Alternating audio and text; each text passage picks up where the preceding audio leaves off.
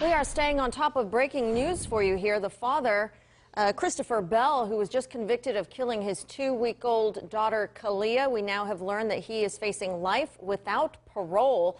As for the mother, Courtney Bell, we know that she is charged with second-degree murder, child cruelty, and child deprivation. That is the mother right there crying on your screen. This is a live look right now.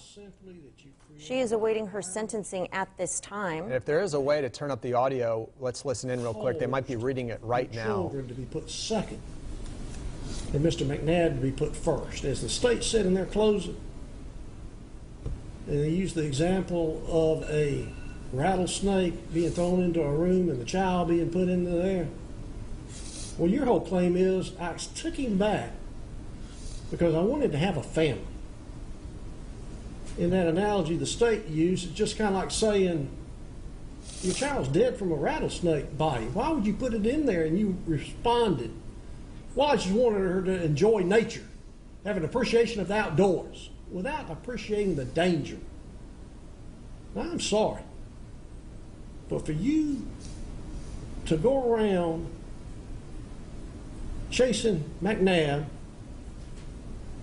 doing meth, flies in the face of what any normal mother would do. We hear stories out in society, I mean out everywhere.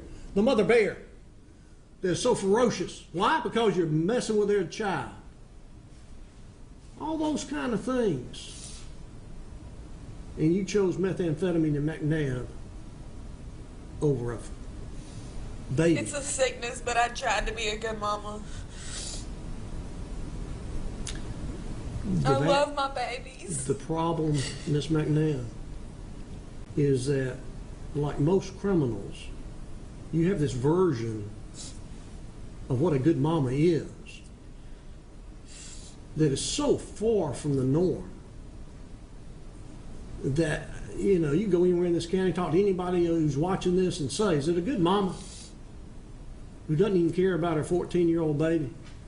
Put them with a cousin. I've known of instances where mamas won't even let in the first couple of weeks of a child's life people around the child for fear that the child's immune system hadn't been built up and they don't want germs brought into the child. They go to that extent. You went just the exact opposite direction. And there's just no excuse for that. On count, well, let's talk about this. Count 2 merges with count 1. Yes, Judge. What's the thought about count 3? I think it's fine, Judge. It does not merge. Okay. On count 1, I'm going to sentence you with 30 years, with the first 15 years to be served in confinement in the state penitentiary, the remaining time on probation. On count 3, I'm going to sentence you to 10 years in confinement to run at the same time as count 1. Now, do you understand your 2 sentences?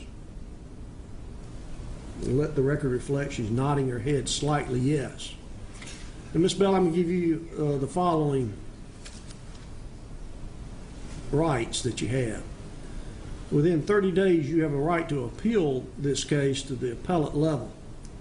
You may start that process with a motion for new trial, which I'm going to direct the attorneys to file, just that skeleton general motion.